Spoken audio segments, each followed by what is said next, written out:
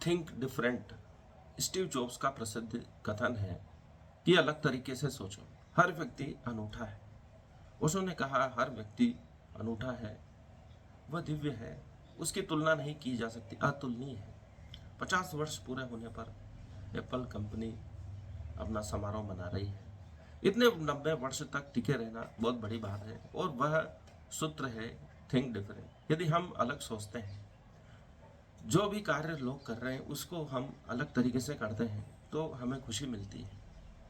हम खुश कैसे रहें, उसका तरीका है थिंक डिफरेंट। लोग जिस कार्य को जिस तरीके से कर रहे हैं हम वैसे ही करते हैं तो हम बोर हो जाएंगे, लेकिन हम उसे नए तरीके से करते हैं तो हमें आनंद की अनुभूति होती है, खुशी मिलती है, हमें लगता है हमने कुछ उपलब्धि प्राप्त की है। स्टीव जॉब्स को कैलीग्राफी का शौक था। उन्होंने उसका बाकायदा प्रशिक्षण लिया ड्रॉप आउट होकर। कैलीग्राफी का ही उपयोग कर उन्होंने विभिन्न प्रकार के स्टाइल अक्षरों को दी अपने कंप्यूटर में, और वही विभिन्न फॉन्ट हमें आज तक हम यूज कर रहे हैं।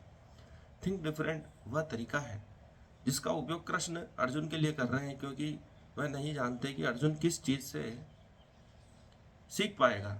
उसको विभिन्न कर्म की शिक्षा देते हैं, कर्म योग की शिक्षा देते हैं, ज्ञान योग की शिक्षा देते हैं, उसे सांख्य योग इत्यादि भक्ति मार्ग का प्रशिक्षण देकर वह मालूम करना चाहते हैं कि इसके लिए कौन सी विधि उपयुक्त है। हर व्यक्ति अनूठा है और उसके लिए कौन सी विधि उपयुक्त होगी उसकी खोज हर व्यक्ति को स्वयं करनी होती है, या गुरु ही उस पर प्रयोग कर करके उसके लिए उपयुक्त विधि की खोज करता है।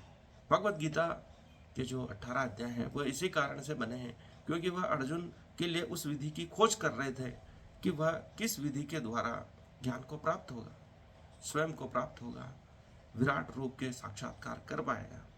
इसलिए थिंक डिफरेंट, हर बार कुछ ऐसा नया सोचो जो आपको प्रेरित करे। कभी भी दुखी होने की लिए आवश्यकता नहीं है। जिन चीज़ों से लोग दुखी हैं उनसे दुखी होने के लिए हम तैयार नहीं हो सकते हैं, हमें तैयार नहीं होना चाहिए।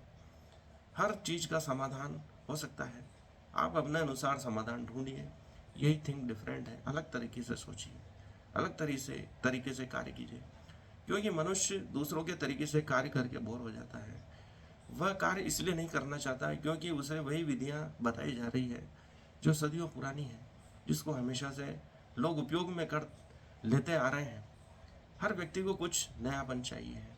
वह नए तरीके से कार्य करेगा तो वह खुश रहेगा, वह कार्य करना पसंद करेगा। दुनिया इसलिए कार्य करना पसंद नहीं करती है क्योंकि वह उन तरीकों से बोर हो चुकी है जो हमेशा से उपयोग में लाए जा रहे हैं। इसलिए कृष्ण हर विधि का उपयोग करते हैं अर्जुन के लिए, और उसके लिए जो उपयुक्त विधि है वह अर्जुन के सामने पेश करते जाते हैं, प्रस्तुत करते जाते हैं। जब जिस विधि में अर्जुन को आनंद आने लगता है उस समय विराट रूप दिखाकर उस अध्याय को समाप्त कर देते हैं, ताकि वह पूरी तरह संतुष्ट हो जाए और युद्ध के कर्म में लग जाए। आज के श्लोक के लिए हम रेंडमली एक श्लोक उठाएंगे और प्राप्त करेंगे कि आखिर आज हमारे लिए क्या उपयुक्त है। प्रकृतिम स्वामष्ट विजृंभ पुनः पुनः भूतम प्राम्य कर्षम प्रकृति विश्वात। ये अध्याय 9 का 8वां श्लोक है। संपूर्ण विराट जगत में मेरे अधीन है, यह मेरी इच्छा से बारंबार स्वतः प्रकट होता रहता है और मेरी इच्छा से अंत में विनिष्ट हो जाता है। परमात्मा कह रहे हैं कि यह संसार मेरी ही इच्छा से उत्पन्न होता है और मेरी इच्छा से नष्ट हो जाता है। आज की परिस्थिति में हम देखते हैं कि जो भी विचार हमारे मन में आते हैं हम उसको कार्य परिणत करना चाहते हैं। इसलिए कहा गया है वेदों में कि संकल्प से परमात्मा ने सृष्टि का निर्माण किया। संकल्प से ही यह अणु परमाणु टिके हुए हैं, बाकी इनका कोई अस्तित्व नहीं है। ये इसलिए दिख रहे हैं क्योंकि वैज्ञानिक कहते हैं कि स्ट्रिंग पर जहाँ जहाँ प्रकाश बढ़ता है वह चमक उठता है और वह हमें ठोस वस्तु की भांति दिखाई देने लगता है। कि सब कुछ माया है, किसी भी चीज़ का कोई अस्तित्व है ही नहीं, सिर्फ दिख रहा है इसलिए हमें लगता है कि कोई चीज़ उपस्थित है, बाकी वह है ही नहीं। सब अणु परमाणु इलेक्ट्रॉन प्रोटॉन का खेल, और वे भी है ही नहीं। वे एक प्रकाश बिंदु है जो एक निश्चित ज्वाइंट पर चमक रहे हैं। इसलिए कृष्ण अर्जुन से कहते हैं कि मेरी इच्छा से सब कुछ उत्पन्न होता है और नष्ट हो जाता है, इसलिए युद्ध करने में तेरे लिए कोई संकट नहीं है, ज़्यादा विचार करने की आवश्यकता नहीं। यह भौतिक जगत भगवान की अपराशक्ति की अभिव्यक्ति है, इसकी व्याख्या कई बार की जा चुकी है। सृष्टि के समय यह शक्ति महत्व तत्व के रूप में प्रकट होती है, जिसमें भगवान अपने प्रथम पुरुष अवतार माँ विष्णु के रूप में प्रवेश कर जाते हैं।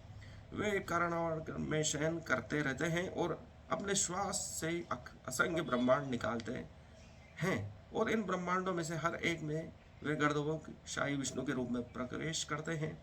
इस प्रकार प्रत्येक ब्रह्मांड की सृष्टि होती है। गर्भोदकशाही विष्णु के रूप में प्रवेश करते हैं हर ब्रह्मांड में और ब्रह्मांड की सृष्टि करते हैं।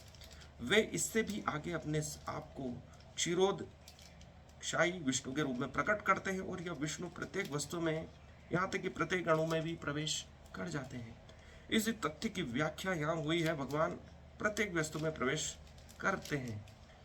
जहाँ तक जीवात्माओं का संबंध है, वे इस भौतिक प्रकृति में गर्भस्थ किए जाते हैं और वे अपने अपने पूर्व कर्मों के अनुसार विभिन्न योनियां ग्रहण करते रहते हैं।